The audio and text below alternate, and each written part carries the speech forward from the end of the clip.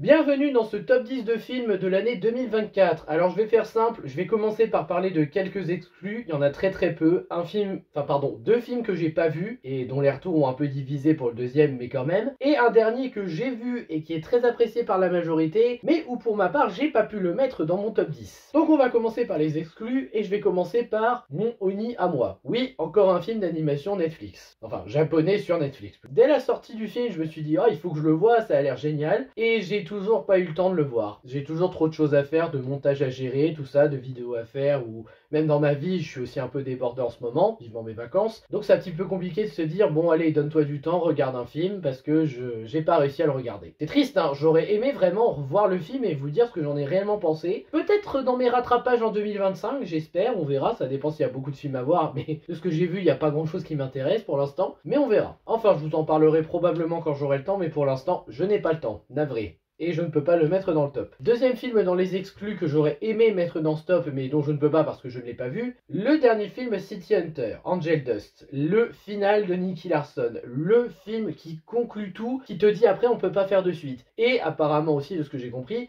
l'adaptation de la fin du manga, que je n'ai pas encore lu, moi j'en suis à la moitié. Et les retours sont assez moyens, j'ai vu qu'il y en a qui étaient déçus comme quoi ça respectait pas la fin du manga. Moi je verrai en temps voulu quand j'aurai lu et quand je l'aurai vu, mais j'ai pas trouvé le temps de voir le film. Que je regrette parce que Private Eye j'avais vraiment beaucoup aimé. Alors celui-là, l'avoir raté au cinéma, ça me fait quand même mal au cœur, même si le bilan est moyen. Et le dernier exclu de ce top, qui déjà va énerver beaucoup de personnes, je n'en doute pas, mais je vais quand même rappeler juste le pourquoi. Deadpool et Wolverine. Alors Deadpool et Wolverine, je l'ai dit et je le redis, le film n'est pas du tout mauvais. Il y a des séquences que j'aime bien, notamment la séquence d'ouverture où Deadpool tue tout le monde sur une musique vraiment drôle. Ça c'était vraiment sympa, je trouve même que c'est la meilleure séquence du film. Et il y a Cassandra Nova qui était cool aussi en tant qu'antagoniste, même si elle était un peu secondaire. Mais si on enlève ça, le film est pas si génial parce qu'il se base encore une fois sur un élément comme No Way Home qui fait que vous aimez tout, la nostalgie. Sauf que la nostalgie, ça sauve pas tout du film, Moi je suis désolé, t'as beau avoir ramené tel héros du passé de la Fox, tel acteur et tout, ça suffit pas. Alors oui, au final, Deadpool et Wolverine t'offrent vraiment un produit fanservice total. Mais est-ce que le fanservice suffit pour faire un bon film?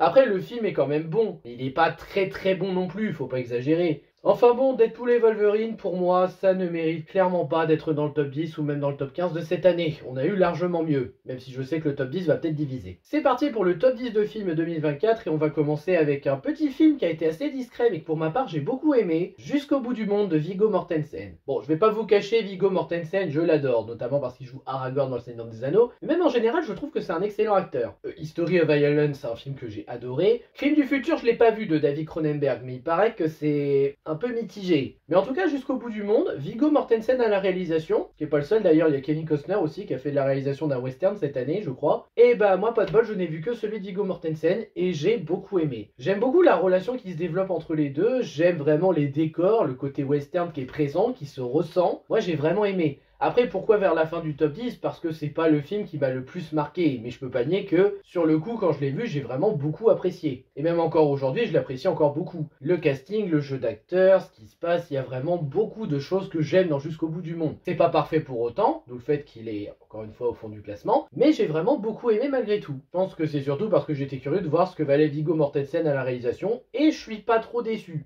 Certes, il n'a pas le savoir-faire de pas mal de réalisateurs, mais quand même, c'est pas mal pour ce qu'il propose. Ensuite, Nosferatu de Robert Eggers. Alors oui, celui-là, je sais que ça va diviser, je sais que certains vont me dire qu'ils n'ont pas aimé parce que c'est trop lent et tout et tout. C'est vrai, le film est lent. Et je sais que les critiques journalistes, oui, je mets ça entre guillemets pour ceux dans les magazines ou les trucs genre Le Parisien, Télérama, ils ont pas aimé. Mais pour ma part, j'ai trouvé le film très passionné. En fait, je crois que c'est le film où j'ai vraiment ressenti que Robert Eggers se passionnait pour son sujet. Là où pour The Northman, par exemple, bon, ça se regarde, mais tu sentais qu'il n'était pas forcément très inspiré d'Hamlet. Alors que là, pour Nosferatu, il est très inspiré. Tu sens qu'il aimait vraiment le film et qu'il a fait de son mieux pour faire une nouvelle version. Puis bon, le casting et tout, c'est génial, Lily Rose Depp, Nicolas Hoult, que j'aime beaucoup, Willem Dafoe, et même Bill Skarsgård qui joue Nosferatu. Franchement, je peux pas nier, le film pour moi il a réussi son pari, avec une esthétique vraiment superbe. Bon, après c'est vrai que le film est méga lent, et c'est pour ça que je le mets aussi loin dans le classement. Mais je peux pas nier que Nosferatu, même si je sais que ça sera pas au goût de tout le monde, j'ai quand même beaucoup apprécié le film. Les goûts, les couleurs, ça se respecte, je rappelle, c'est un avis personnel. En 8ème position, Vice Versa 2.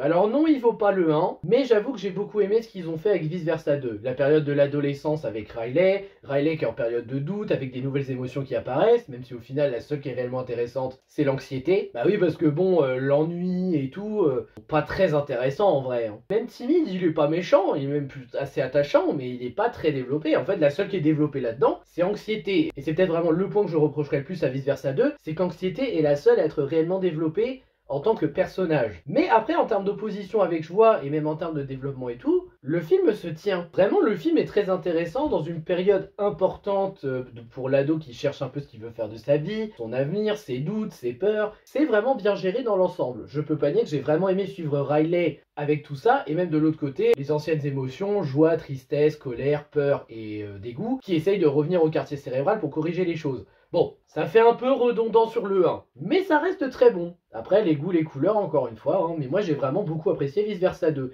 En numéro 7, j'ai mis L'amour ouf de Gilles Lelouch, parce que je suis désolé. Moi, quand tu m'offres un film français comme ça, je suis obligé de le mettre dans mon top de l'année. Même si c'est pas le meilleur film français de cette année pour moi, on va y revenir après. Mais franchement, le film est juste génial. A vraiment une relation bien narrée en deux parties, la période ado et la période adulte où ils essaient de passer à autre chose, mais il se passe plusieurs choses, etc. Ils se retrouvent, la relation se développe. J'ai l'impression que Gilles Lelouch il s'est dit, je vais aller à fond dans le délire. Il est allé à fond.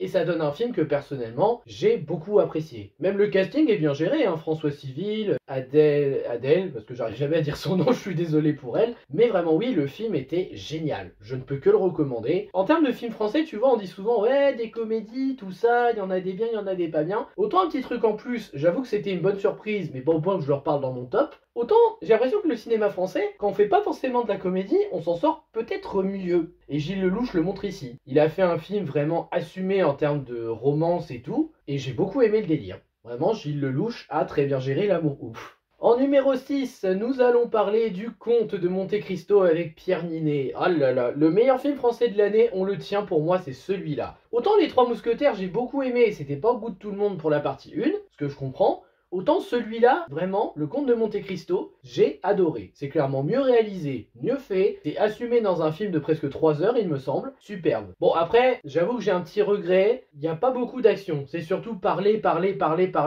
exposer, ça va pas plaire au goût de tout le monde et je peux comprendre. Mais malgré ça, le Comte de Monte Cristo, c'est superbe. Imaginez quand même un homme tellement obsédé par la vengeance après qu'il se soit fait trahir, à tel point qu'il en oublie la femme qu'il aime, que l'homme qu'il était avant n'existe plus, ça donne forcément pour moi un des meilleurs films de l'année 2024. Bon, après, c'est vrai que c'est facile parce que c'est basé sur le roman que j'ai pas encore lu. Mais quand même, le Comte de Monte Cristo, il méritait d'être dans ce top. Et je le redis, meilleur film français de cette année pour moi. Numéro 5, Flo, le petit chat qui n'avait plus peur de l'eau. Je l'ai vu au cinéma et je ne comprends pas comment ce film a pu se faire autant discret. Franchement, en termes d'esthétique, d'animation, même d'histoire, de développement des animaux et tout, je ne comprends pas comment ce film a pu être autant discret dans sa communication. Et c'est ça que je trouve incroyable. Le film a vraiment un potentiel énorme, mais vraiment j'ai adoré le film et je comprends pas pourquoi la communication a été aussi basse. Il y avait pas de pub, il y avait pas d'affiche, tout ce que j'ai vu c'est une bande-annonce comme ça en baladant sur internet. Alors que le film vend du rêve et va forcément attirer les enfants vu que le visuel est magnifique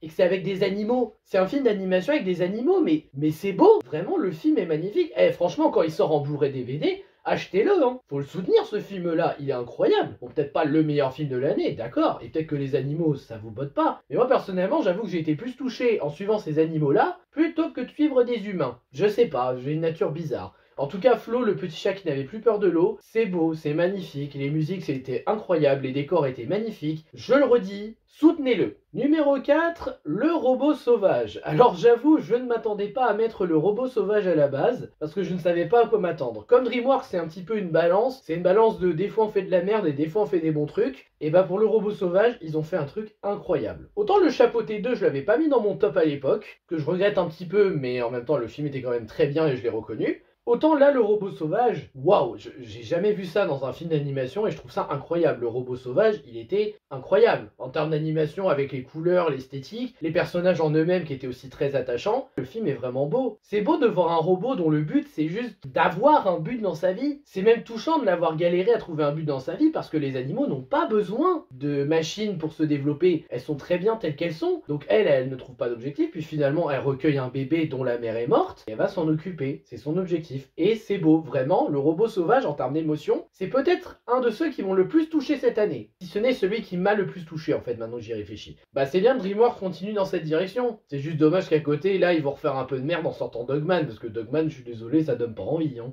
Après, il y a les Bad Guys 2, on verra, mais Dogman, ça donne pas envie. Et je suis un peu triste parce que quitte à choisir, je préférais que DreamWorks se concentre sur des très bons films comme ça. Numéro 3, on va commencer à parler du podium. Et là, autant dire que le podium, c'est vraiment les films que j'ai préférés cette année et que j'assume. A commencer en numéro 3 par Furiosa. Alors Furiosa, vraiment, j'adore Mad Max à la base.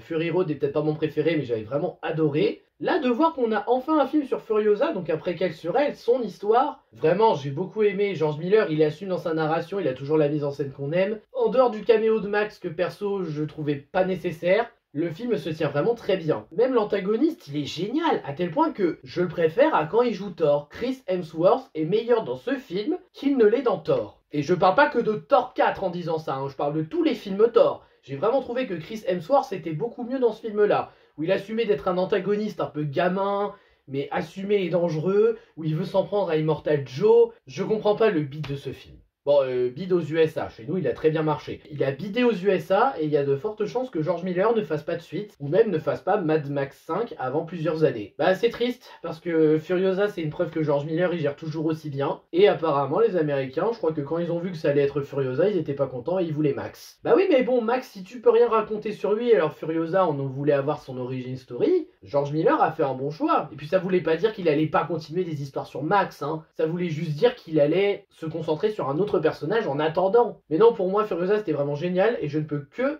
le recommander pour ceux qui ne l'ont pas vu. Ensuite, en numéro 2, alors ça, ce qui est étonnant, c'est que le numéro 2, c'est un film d'animation que, à la base, je m'étais juste dit par curiosité, oh vas-y, on va voir, ça va être mon premier de l'année. Et il est resté un de mes coups de cœur de cette année, Le Royaume des Abysses. Alors, Le Royaume des Abysses, je vais pas vous le cacher, j'attendais rien du film. Et même si l'animation a un style esthétique bien intéressant avec son univers, il y a quand même des petits moments où ça pique les yeux l'animation, hein, je veux pas vous le cacher. Mais sincèrement, le film est juste incroyable. Mais je crois que ce qui rend le film le plus réussi, c'est la thématique. La thématique de la petite fille abandonnée qui essaye de se trouver, je dirais pas une famille de compensation, mais elle se sent délaissée, elle a besoin d'attention. Attention qui lui est apportée justement par lui, là. Mais vraiment, le film était incroyable. Et la fameuse révélation, là, quand elle sait ce qui s'est passé dans le monde réel pendant qu'elle était dans ce monde, c'était incroyable. Vraiment, Le Royaume des Abysses, c'est un film que j'ai trouvé incroyable. Et visuellement au cinéma, je le redis, c'était beau, même si le style esthétique pique un peu les yeux. C'était beau, c'était travaillé, c'était développé, c'était assumé. Et donc le numéro 1, ça va choquer, il y en a qui vont dire qu'ils sont pas d'accord, pourquoi j'ai mis ce film en numéro 1. Honnêtement, je sais pas. Mais je pense que le fait que j'ai beaucoup aimé le premier, ça m'aide aussi pour le deuxième, et j'ai envie de soutenir pour avoir la suite. Mais mon film préféré de l'année, c'est celui-là, et navré si ça vous choque, Dune partie 2. Et je crois que j'aime beaucoup ce film, parce que lui, au moins, il a pris son temps pour développer les choses. Alors oui, il a eu le droit aussi à 2 parties, c'est pour ça que ça l'aide. Je vais me faire des ennemis en disant ça. Mais la version de David Lynch,